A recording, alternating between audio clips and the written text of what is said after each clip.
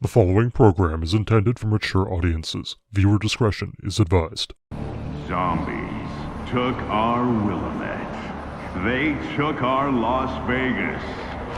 But tonight, America, we're going to get a little payback.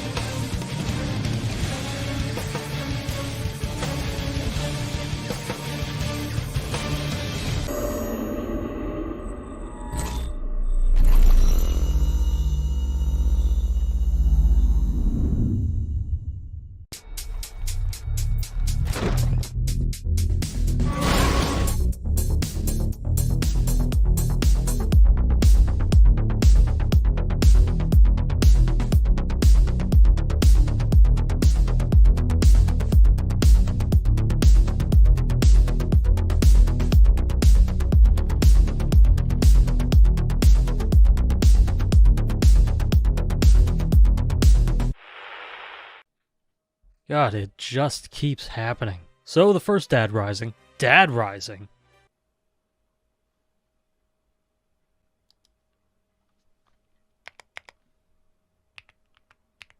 was a modest success, selling from what I can find at least 1.8 million copies on the 360 alone. So a sequel was a pretty safe bet. Capcom wrangled up the old crew and began development. No, wait, the development of the sequel was tasked to a bunch of otherwise untested Canadians? Wait, what? Enter Blue Castle Games, which is, or was, a small dev team based in Vancouver, working alongside Keiji Inafune. They would be the team trying their hand at developing the sequel. What a strange choice Capcom made, to leave the development to an otherwise untested team. Even under Inafume's guidance, that still feels like a gamble, because if history teaches us anything, it's that nobody's infallible. Okay, so technically Blue Castle wasn't an untested studio. They had created the Bigs 1 and 2, as well as MLB 2K8 and MLB Front Office Manager. What the fuck? But Dead Rising 2 would be the studio's first attempt at making what I, and what I assume whoever's watching this would call, a real game. After rumors and murmurings of a sequel being in development, the game would be announced proper at E3 2009. At E3, a number of trailers would be released, showing off the game's Las Vegas-esque locale of Fortune City, along with the game's new protagonist, Chuck Green. There would also be a number of now very dead websites created to promote the game, such as tapeitordie.com and visitfortunecity.com. These would offer little bits of world building and information about the game, and all of the websites would lead back to Dead Rising 2's homepage in one way or another. Along with the websites, Capcom would release an 8-part video series in August 2010, directed by Keiji Inafune, titled Zombrex: Dead Rising Sun. The 8-part series would be released on both the Xbox 360 Marketplace and DeadRisingSun.com. It was also included with the Zombrex Special Edition of the game. And this thing is just a whole-ass 70-minute movie. The movie follows two brothers, Shen and his wheelchair-bound brother, George. The first half of the movie starts with a zombie outbreak happening in Japan, which forces our heroes to leave their home in search of a safe haven to wait out the outbreak. This leads them to a genuine, honest-to-goodness box factory, where they get accosted and chased around by the cast of the Japanese Sopranos. They run around and throw each other into boxes for a bit until a car slams into a nearby wall, which I can only assume had a conveniently painted tunnel on it, presumably put there by some sort of crafty dog-like creature, like some sort of dastardly dole or Machiavellian raccoon dog. A nurse steps from the car wreckage and quickly teams up with George to look for Zombrex, because this poor woman has been bitten like 4 times already. Then she starts chastising the kid for complaining about being in a wheelchair and kind of fucks off for a bit. George then, quote, "No more relying on other people. I'll get through this on my own. I got my balls back." Then we cut back to the woman who just keeps getting bitten by these zombies. She She gets bitten like Sideshow Bob steps on rakes. It just keeps happening. Just leave her alone. Christ, like you already got her.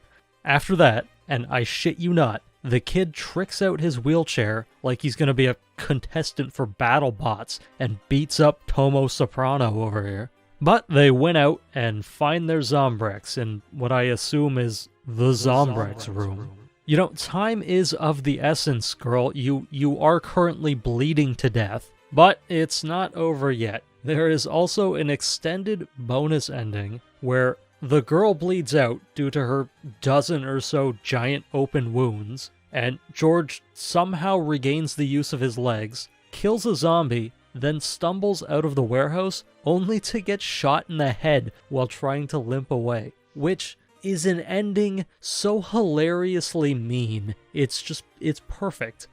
I genuinely laughed out loud when this happened because it's just so fucked. Also, the dub for this entire thing is just fantastic. I nailed ya! With one shot to the head, you zombie mother... Dead Rising 2 would receive a playable demo at E3 2010, along with a whole booth with a zombie in a cage and fake cure protesters out front, the whole 9 yards. Back when E3 was a peak excuse to burn a ludicrous amount of money on the altar that is your marketing budget. It was also at this E3 that Case Zero would make its debut. So what is Case Zero, you may ask? Unless you already know the answer to that, in which case, I'm gonna tell you anyway. Case Zero is essentially a purchasable demo, offering the player a small prologue taking place a few days before the events of Dead Rising 2 proper. The game allowed the player to progress to level 5 and experience a short story that was about one in-game day, which runs about 2 hours. After completion, you would be able to transfer over your player level, combo cards, and a few unique outfits to the main game. Unfortunately, Case Zero would only be released on the Xbox 360 marketplace, where it remains trapped to this day. Case Zero is such a weird little relic. I can only remember 2 games doing something like this,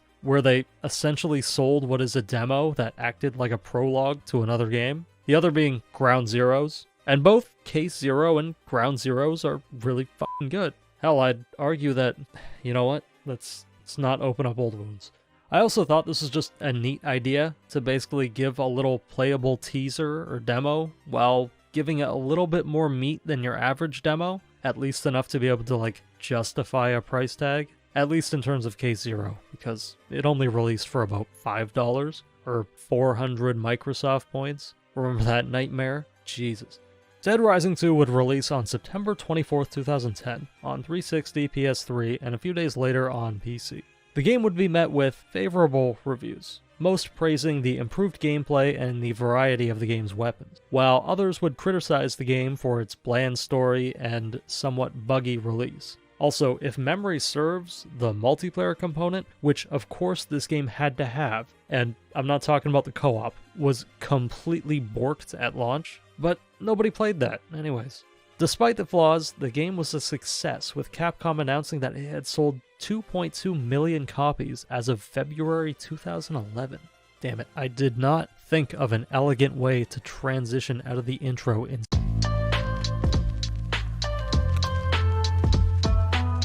Meet Chuck, formerly married and motocross champion, currently unemployed and single, and presently Father of the Year. What year? Every year. He's doing his best. And currently...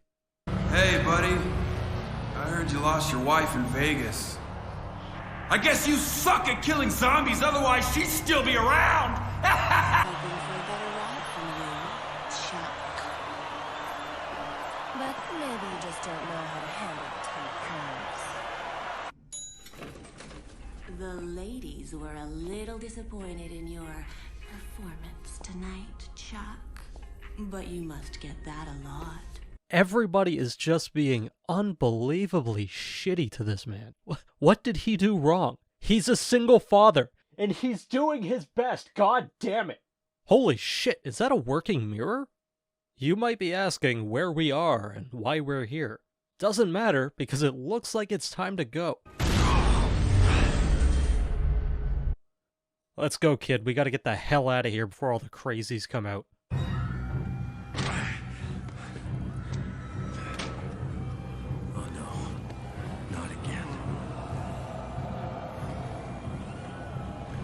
Alright, so we have 3 days to kill. Unfortunately, we can't just kick our feet up and wait this thing out. The kid needs drugs. And by drugs, I mean Zombrex. You remember Zombrex, right? And I wasn't kidding when I said somebody would be making a killing on this stuff, because it needs to be taken every 24 hours. And currently, we have none. Now I just need to find those drugs. Hooligans! Where do you think we are? California? Actually, do you have any drugs? Guess not, jackasses. Alright, that's 1 dose down. We also saved Denise. Say hi, Denise. A couple more of these and we'll be sitting pretty, assuming nothing else goes wrong. Received a broadcast from our field reporter Rebecca Chang, who is inside Fortune City.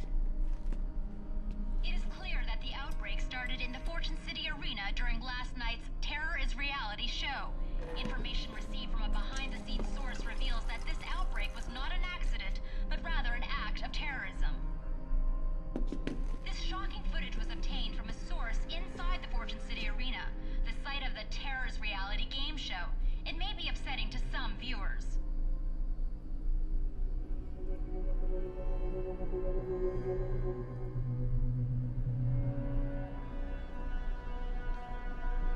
Initial reports suggest that the man in the video is former motocross champion Chuck Green. God damn it! Okay, let's not panic. We can get to the bottom of this. We just have to find somebody else to pin this on. Preferably Stacy. Oh, did I forget to introduce Stacy?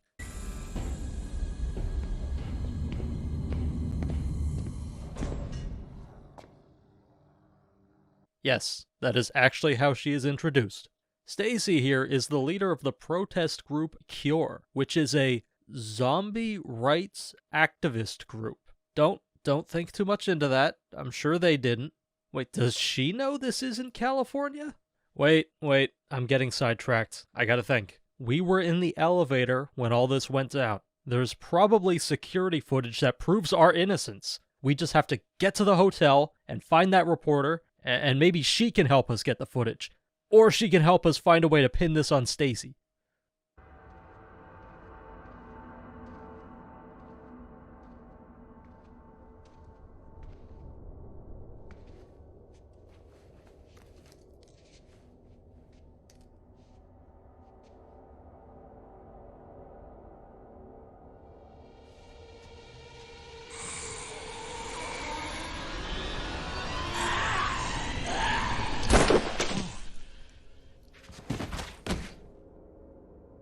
You need to pay attention out here, buddy.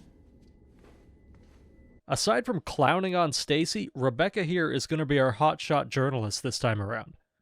I can't tell you my source, but there is a central security room. There'll be footage of everything that happened there. I can show you where it is. And what do you know, it looks like she had the same idea about that security footage. Here, let me try. Don't bother. It's locked. I'm really glad to see Blue Castle continuing the tradition of including a journalist with a fat ass. Fuck. Well, I guess the trail's gone cold now. Hopefully nothing else unexpected happens. You bitch! Eat your damn food! God, you're worse than my actual cat. Just eat your food! Yes, of course we take the tiger to the safe room. How else are we gonna give her to Katie? Hey, what was that? I don't know. It looks like something's going on at the entrance to this maintenance tunnel. Can't quite tell for sure, but it looks like someone is moving equipment or something. It looks pretty organized. It's a lead. The only one we've got. Remember, Chuck, be subtle.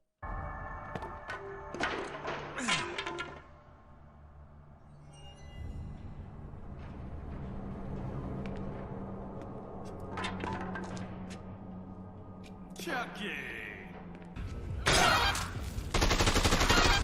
That's convenient. I know how to ride one of those.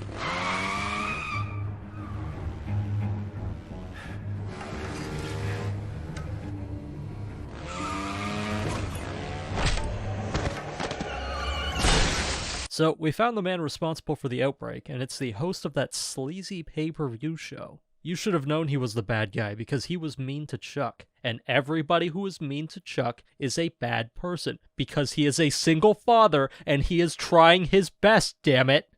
Don't be such a downer, baby. I made you famous. I'm not playing your games, TK. You're coming with me, and you're gonna tell the whole world that I didn't do this. Oh, I don't think so. What can I say? The camera loves you, Chucky.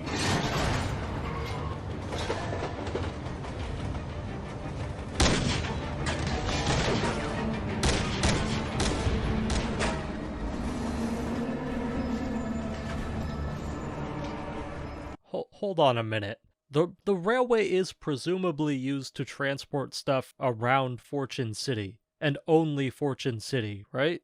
That means this thing goes in a circle, right?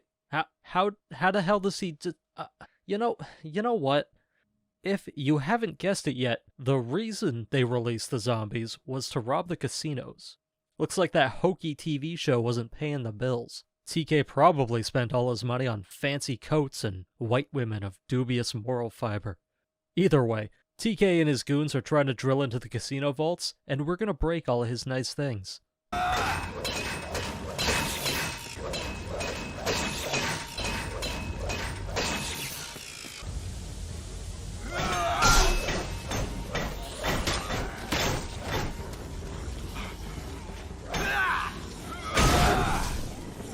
You probably shouldn't stand so close to that. You know, when those things are on fire long enough, they usually...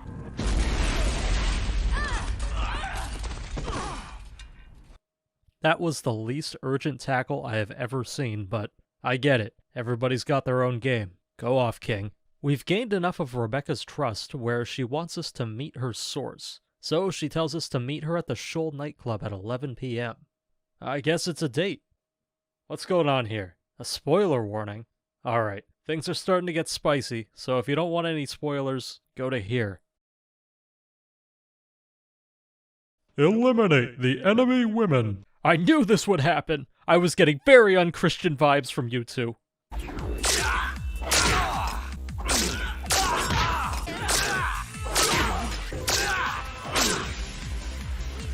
But you'll pay. You will never get out of here alive, Chuck. We promise you that. All of us.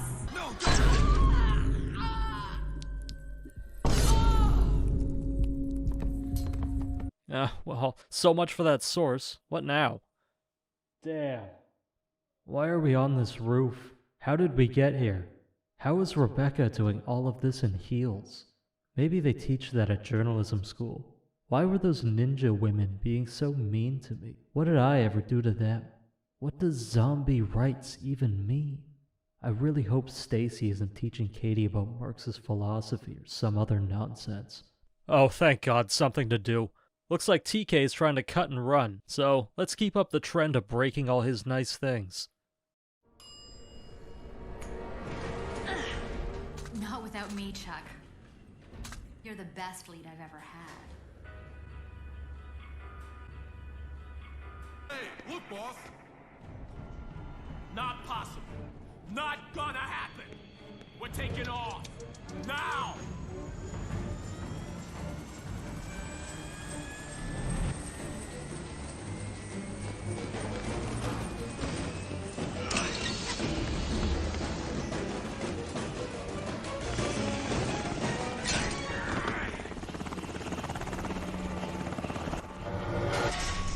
I love how this guy has a state-of-the-art military-grade helicopter with like a minigun attached to it, and I'm just gonna throw boxes at it like a gorilla?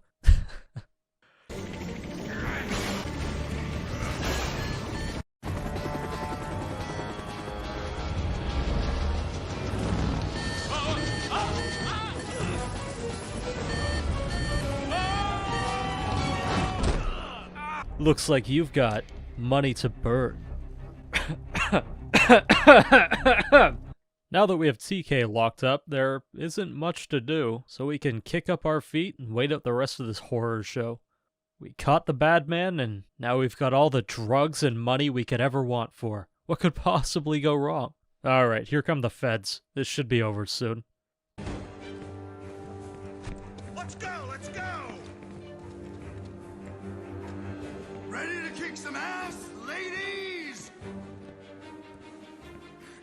know the drill. First we mop up, then we grab the survivors.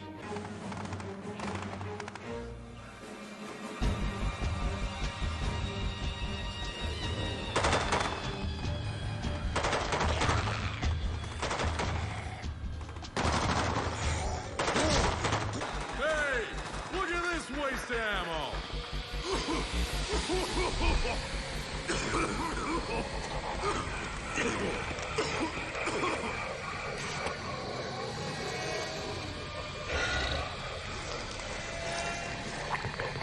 What the hell?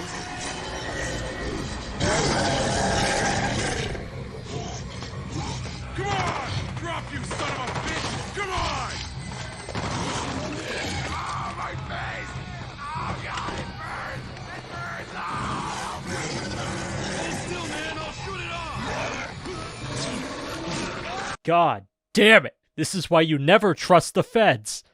Why would you leave? It was safe up there. Don't run into the tunnel. Nothing good is ever in the tunnels. Well, guess we have to go down there and save her. I guess. Amateur hour over here. I can't believe the feds fucked up this fast. I mean, come on, you know? Here's what you do, okay? Fortune City is basically a closed ecosystem. Hell, I think it's even surrounded by a moat. So what you do is you dig in at the entrance, and you make yourself some nice lines of fire, and then you set up a couple lines of soldiers that alternate so you can always have a line firing, and then you keep them stocked up on ammo, and you use noise to draw the zombies in, and it's nice and simple. Give it a couple hours and a few thousand bullets, all your problems are dealt with. Now look what we have to deal with. We got zombies hyped up on Fent and a bunch of dead feds.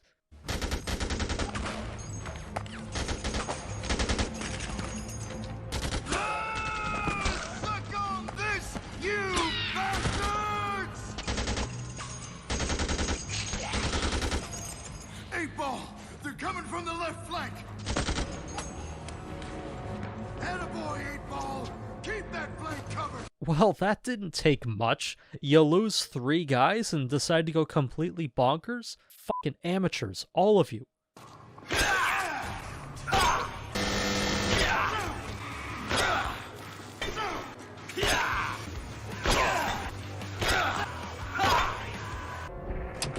Chuck.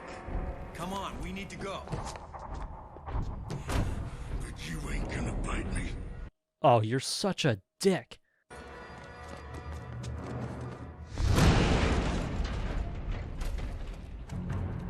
Now that ordeal is out of the way, we just have to get back to the safe house. Luckily, I brought the car. Hopefully, nothing else goes wrong.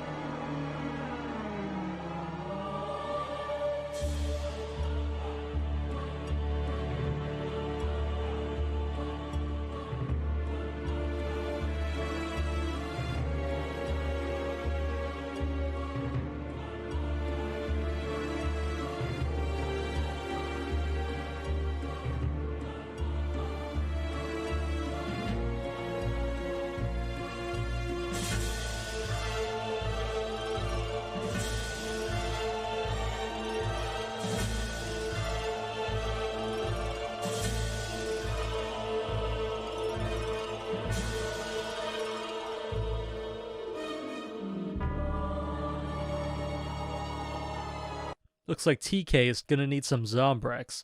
But we can put that on the back burner because right now there are absolute gaggles of undead congregating in the tunnels. What the?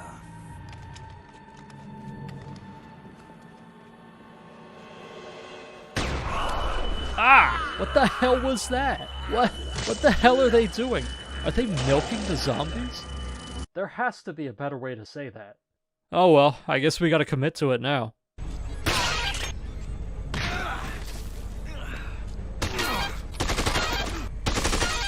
These two are special. They have their own entries in the notebook.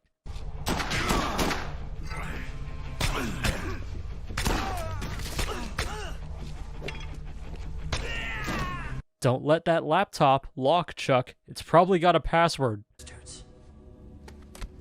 Ah, you weren't supposed to do that.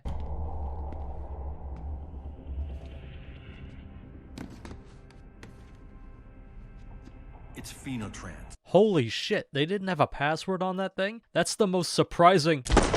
No! My hubris! You bastard! I'll kill you! Okay, so Phenotrans orchestrates an outbreak to farm queens in order to make more Zombrex. That makes sense. It's downright dastardly. Evil, one might say. But I mean, it's better than the generic heist story. Anywho, I'm gonna dropkick this old man to death.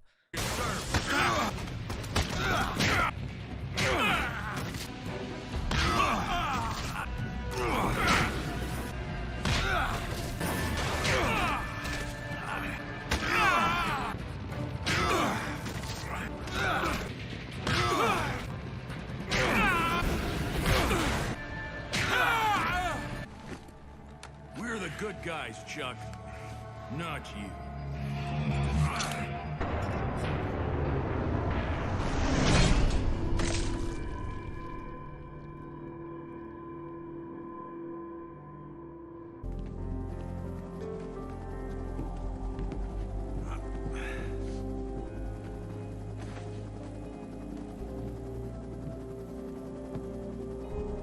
Wait, Katie's backpack. It's not here. Can't you just leave it? It has all her mother's things in it. I'll be right back. It'll only take a second.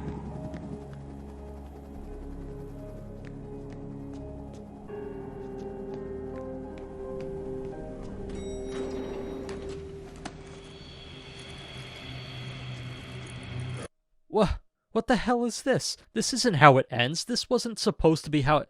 Oh no, I forgot to give TK the Zombrex. I got so caught up with the other stuff that I completely forgot about that. Fuck. You know, this is actually the canon ending for this game. It leads directly into Case West, but I really don't want to set up my 360 to record footage for that, so we're just gonna run this again, but give TK that Zombrex.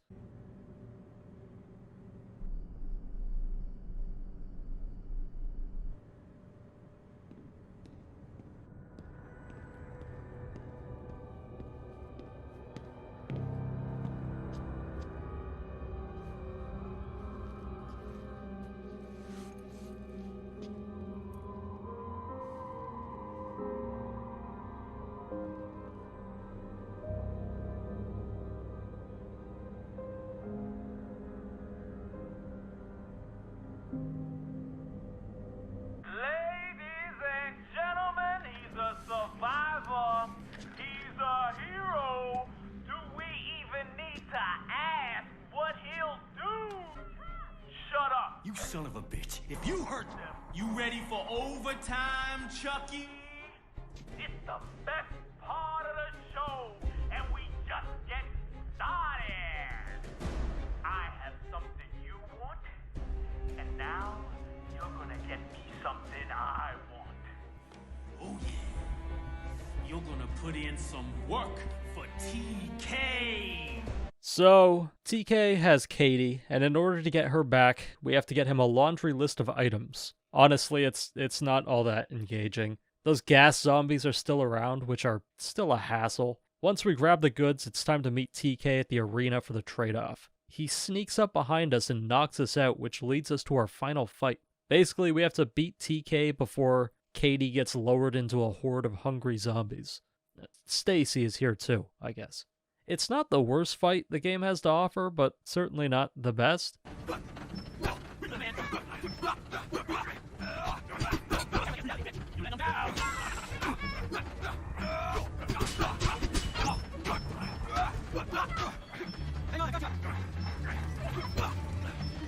Honestly, I kind of like the other ending better. It's more interesting move to go with the ambiguous kind of dark ending, but whatever. Hey, at least we get a Super Ghosts and Ghouls costume out of it.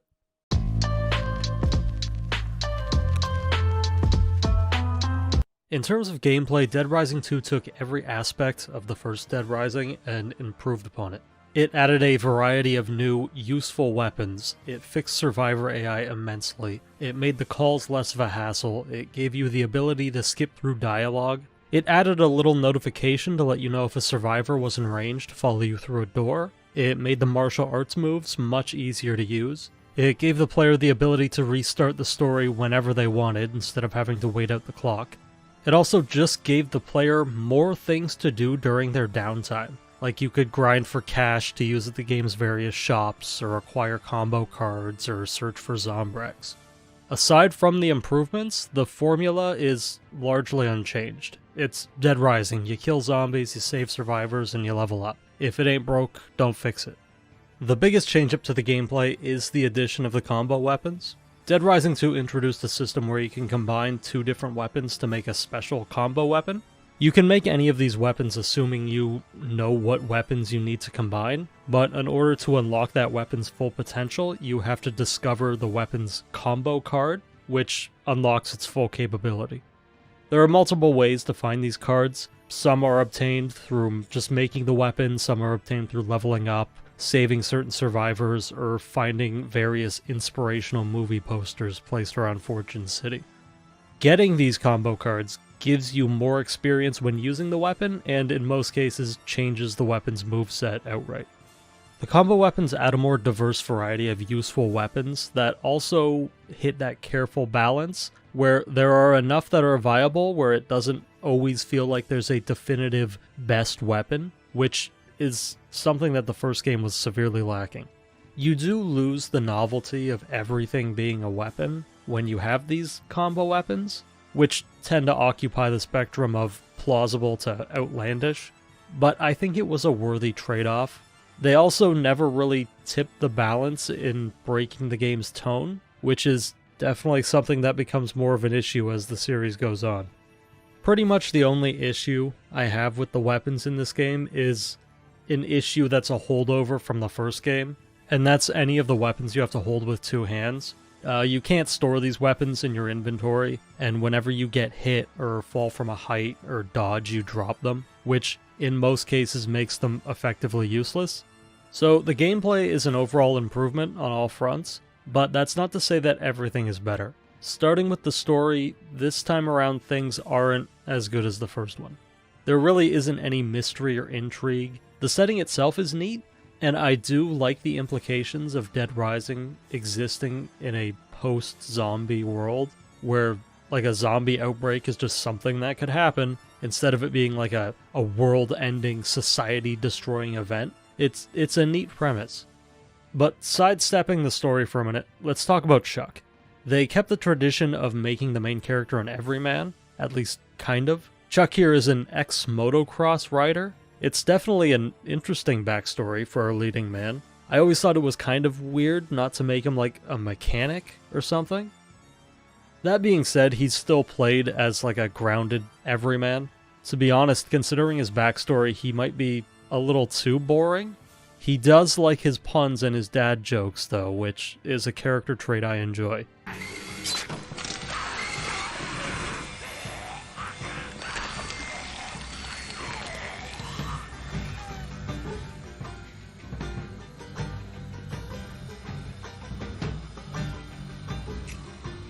I saw what you did there.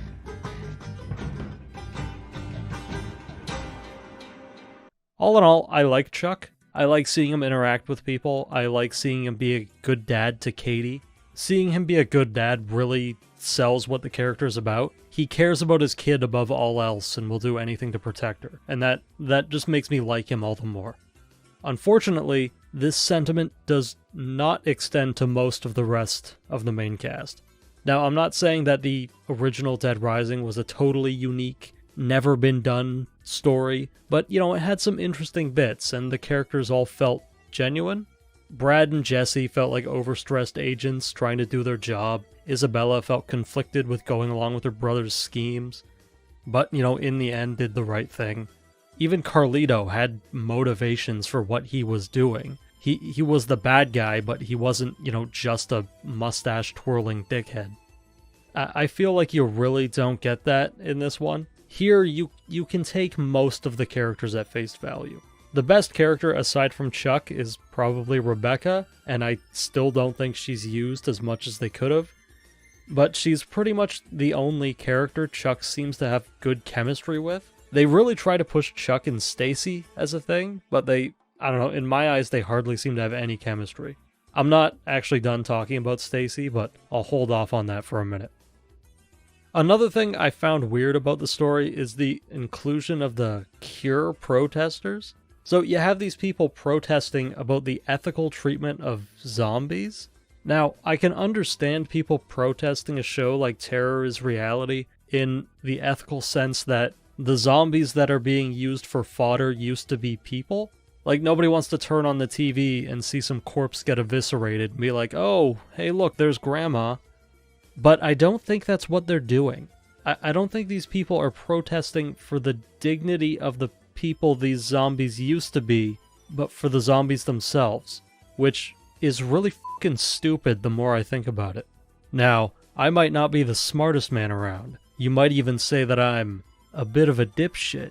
But the original Dead Rising definitely had some themes going on. You could draw some lines, you could make some allusions.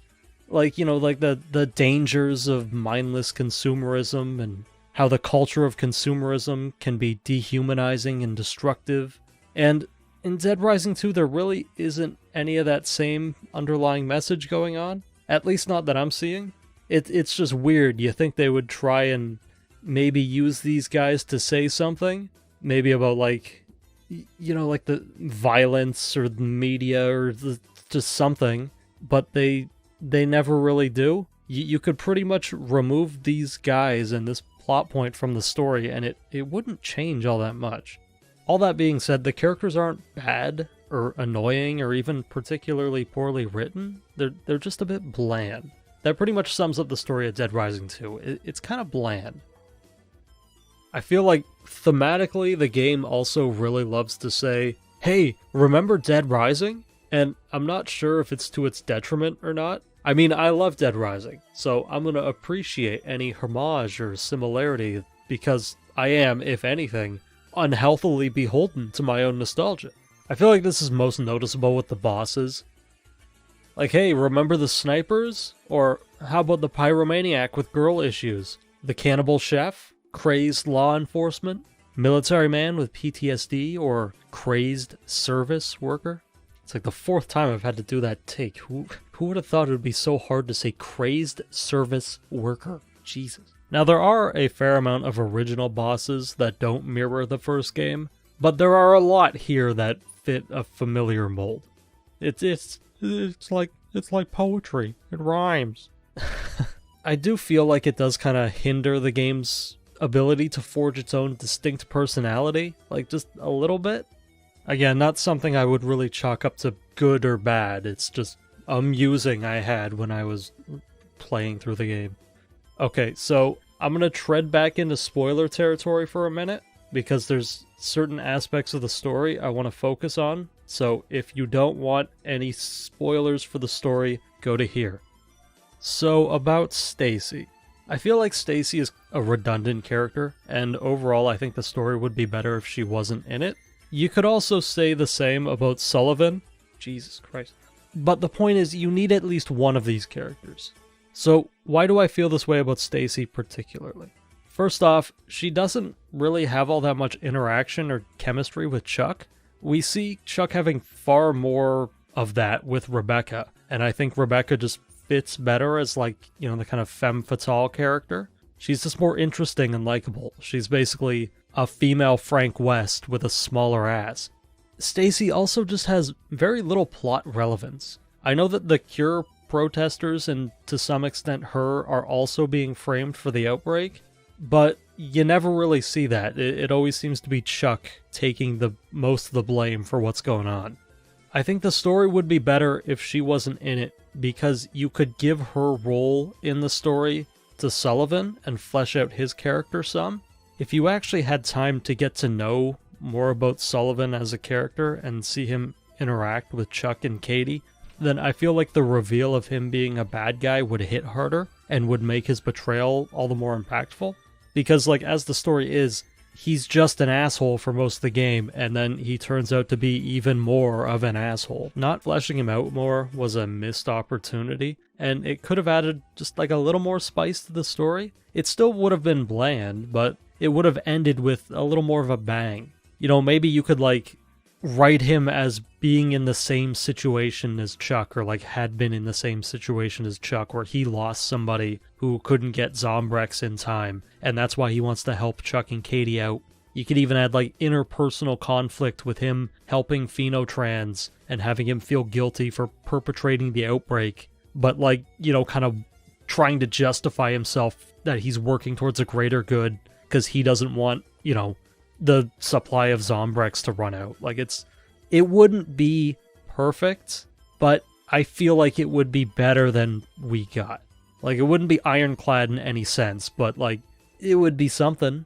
Because right now, Chuck's dad jokes and Rebecca's ass are doing a lot of heavy lifting for the story. And with both Sullivan and Stacy, it feels like they're both occupying character traits that should have just been one character, but now you have two different characters that just feel like bland and one-dimensional, instead of having one character that does both of these roles that you would actually, kind of care about. I also don't like the gas zombies. They're not fun to fight, and they just feel like a little too extra. I know I may be revealing my hand of being like a basic bitch over here, but I really just like a big dumb horde of zombies. I don't need any special infected or anything like that. Like, sure, I'll make some concessions for special zombies if they bring like unique gameplay aspects to the game, but like, these guys just make the game worse, so fuck them. Okay, you can all come back now.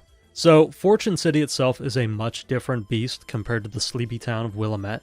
Everything here is bigger and brighter, but not necessarily better. The first game had a very down-to-earth, realistic take on an American shopping mall, and the environment you were in left a very distinct tone and feeling to the overall experience. It hit a certain way that most games don't. Fortune City feels more outlandish and less believable in contrast. I know thematically these two places couldn't be further apart, it feels like something was lost. Part of the magic of the first Dead Rising was a fantastical premise in a mundane place, and now you have a fantastical premise in an almost equally fantastical place. That's not saying the location is bad. There are lots of places to explore. All the different zones have like their own unique personality. It's all very well done. I just feel that like part of the charm of the original Dead Rising was making that mundane place a playground for zombie violence, whereas Dead Rising 2 feels more like a playground made for zombie violence. The quiet mundanity of the Willamette Parkview Mall did a really good job setting that tone for the first game. It almost had like an eerie, liminal quality to it. It felt empty despite being filled with hordes of the shambling dead. And the garish lights and constant jingles of slot machines of Fortune City does not have that same feeling of like loneliness or emptiness. It doesn't have that kind of uncanny valley effect that the first game had. I guess this is kind of more of just like a personal preference. I love me a game that takes place in a realistic, down-to-earth place. Like a place that feels like a real place and not like a video game level. And Fortune City just doesn't really feel that way to me. The bigger, brighter, and certainly more open map also takes a toll on the game's graphics and performance. Most notable of which is the pop-in, because there is a lot of pop-in this time around. and whilst it was never really game-breaking, it can be hard to ignore. This game also just looks different from the first one. Like, I know, of course, they look different, but it looks worse in a lot of ways. The models really took a hit, especially the zombies. They look considerably worse. Most of the time, they almost look like they're not rendered in correctly, or like they're rendered in at like a different quality than everything else. And this isn't a hindsight kind of thing. I remember the zombie models and a lot of the model work in this game looked pretty bad when the game released. I understand they probably look the way they do because if they didn't, it would tank the engine, but it is hard to ignore. I don't know if this is just a product of like the scuffed PC port, or if the original was like this, but the lighting looks weird. Certain things look way too bright, and the way light like hits certain models, it just looks weird. Like it looks like shadows are breaking, or just I can't quite put my finger on it. It just doesn't look right. It feels like something is missing. The PC port in general also just needs some more help. You need a program in order to run it in any sort of window. You can't rebind keys. There's little to no controller support, little to no graphic options. To its credit, it does run out of the box, which at least is something, considering how many games on Steam don't even do that. But it could definitely use that. It could use a little love, you know, like it could use a little touch-up. Unfortunately, this game came out at a time when every game needed multiplayer, so there is a multiplayer component to this. It's basically just the Terror is Reality segment from the beginning, stretched into multiple game modes, and it sucks. You can win money and unlock a few outfits for the main game, but if I remember this correctly, this shit barely worked when it released, and a primarily single-player game having achievements or unlockables tied to a multiplayer mode is just another square on the bingo card of video game tropes that just burn my ass to no end. The game also offers co-op, if that's your sort of thing. I mean, it works, it's good, it's just Dead Rising, but in co-op. Yeah, I mean, 2 dads are better than 1, right? Last thing I'll say is that the game makes you play poker, and it kind of drives me crazy. Okay, it doesn't make you play poker, but there are 2 instances where you can play poker. One gets you a special hat, and the other is to get 3 survivors to follow you. Now, I don't hate poker. I actually think it can be a pretty fun little distraction. But what drives me crazy is that the game timer doesn't stop when you're playing. So you're trying to finesse these jackasses all the while the timer is just going down. And like, not only are you like at the whim of luck to try and beat these guys, but like they all have these little like flourishes and animations before they do their turn that just like, it just burns seconds and seconds every fucking time. And it makes it feel way slower than it needs to be. And just, Nevada deserves to die in a fire. I mean, look at this shit. I call.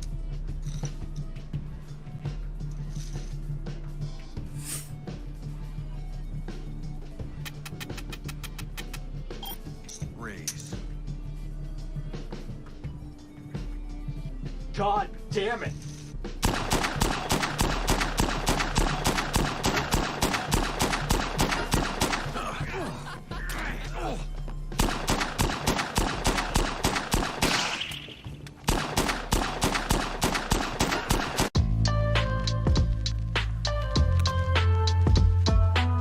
Dead Rising 2 is the best case scenario for a sequel. It takes what was good from the original and improves upon it. While, in my opinion, it might not have the same charm as its predecessor, it is most definitely a worthy sequel. It's a damn fine game, and it may not, at least this version, may not have gotten better with age, but it certainly hasn't gotten any worse. Also, despite my love and admiration for the first one, I can really say that it's a much more approachable game than the original. It really is impressive how well Blue Castle did with this, especially since before they had only worked on sports games. They did a really good job not only continuing the series on, but adding their own kind of unique spin to things. The talent shown by Blue Castle Games wouldn't go unnoticed by Capcom either. Blue Castle Games would go on to make a DLC episode acting as kind of an epilogue for Dead Rising 2, as well as its non-canon reimagining in Dead Rising 2 Off the Record, after which the company would be bought out and renamed to Capcom Vancouver, where they would continue to work solely on the Dead Rising franchise until until they didn't. But those are stories for another day. And right now I'm a little Dead Rising'd out. So we're gonna put those on the back burner, and we're just gonna work on something else. I don't know. I always try and go off script for this shit, and it just never works. Yep, that's it. That's all I got today. If you haven't played Dead Rising 2 and you like the first one, or if you liked anything that you saw here, you should definitely play it. Its PC version is a little rough, but it's definitely worth a play. But yeah, until next time, I will see all you wonderful people later, and good luck and take care of yourself.